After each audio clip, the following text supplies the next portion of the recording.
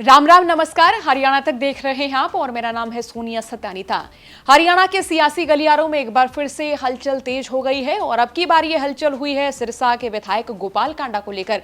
आपको बता दें, गोपाल कांडा की एयर होस्टेस गीतिका केस से बरी होने के बाद सूबे के मुखिया मनोहर लाल से मुलाकात हुई और इस मुलाकात के बाद कई तरह की खबरें सामने आ रही हैं और जिनमें से जो सबसे बड़ी खबर है वो ये है कि गोपाल कांडा की मनोहर मंत्रिमंडल में शामिल होने की इच्छा है।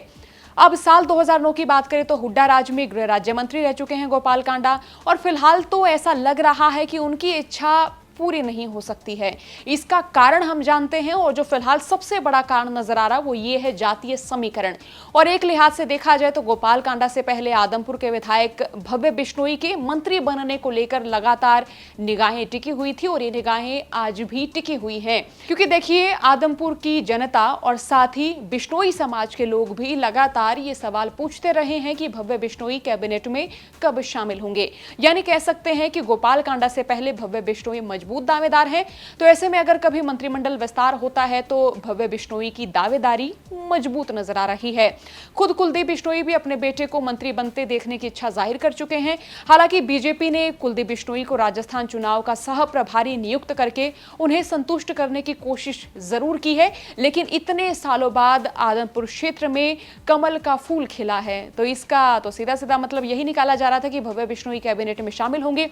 लेकिन फिलहाल तो ये माने कि लोकसभा और विधानसभा चुनाव भी नजदीक है, तो ऐसे में कैबिनेट का विस्तार होने की खबरें भी फिलहाल ये माने कि पूरी होती हुई या फिर इन खबरों पर मुहर लगती हुई नजर नहीं आ रही है।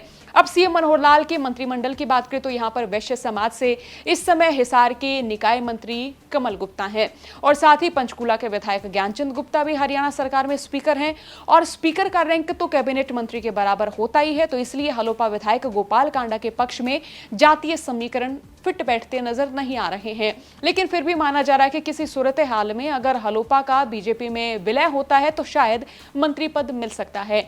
अब बीजेपी सरकार में इस समय एक ब्राह्मण, एक वैश्य, एक सिख, एक दलित, एक गुज्जर, एक पंजाबी, एक यादव सहित 3 जाट मंत्री हैं, जबकि सीएम पंजाबी, विधानसभा अध्यक्ष वैश्य समाज से और डिप्टी स्पीकर प्रजापति समाज से हैं। तो इसी तरह से जेजेपी से डिप्टी सीएम दुष्यंत चौटाला और पंचायत मंत्री देवेंद्र बबली जाट समाज से हैं और अनूप धानक दलित समाज से हैं।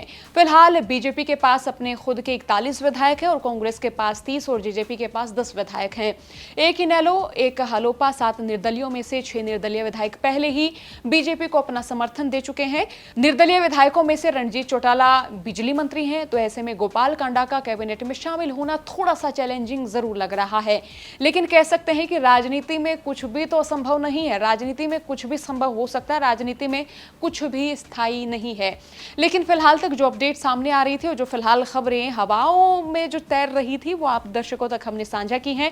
आपका इस मसले पर क्या सोचना रहेगा दोस्तों, राय जरूर रखिएगा। साथ ही जोगरदा की खबरों के लिए बने रहिएगा हरियाणा तक के साथ। राम राम।